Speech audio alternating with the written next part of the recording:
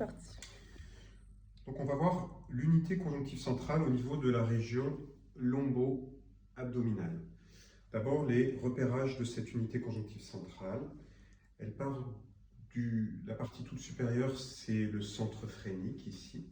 À partir du centre phrénique, on va retrouver les piliers du diaphragme jusqu'aux premières, deuxième et troisième vertèbres lombaires. La continuité, c'est les deux psoas, ainsi que la graisse périrénale.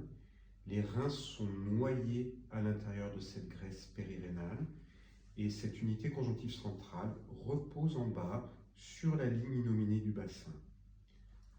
À l'intérieur de cette unité conjonctive centrale, on trouvera les gros vaisseaux avec l'aorte qui se divise au niveau des artères iliaques primitives et la veine cave inférieure qui reçoit les deux veines iliaques primitives.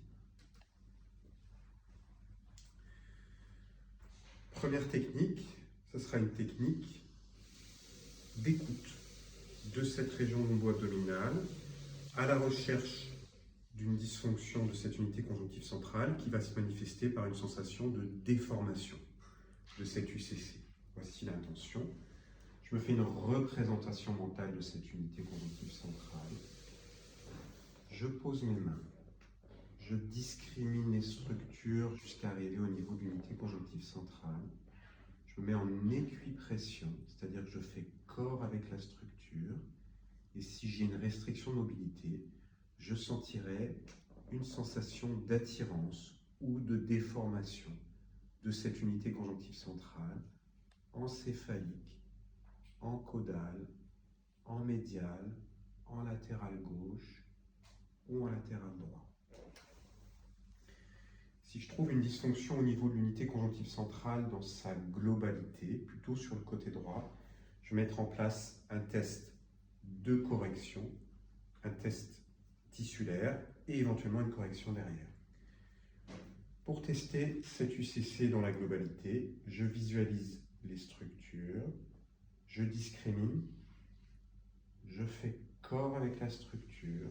Si j'ai une restriction de mobilité, ça va se manifester par une sensation de déformation tissulaire. Je passe dans la phase de correction. J'accompagne la structure dans sa déformation en 3 dimensions jusqu'à une position d'équilibre qu'on appelle le still point. Une fois que je suis dans ce still point, je suis attentif à la modification de la densité des structures qui va se manifester par une sensation de liquéfaction et densification jusqu'à sentir la fonte tissulaire.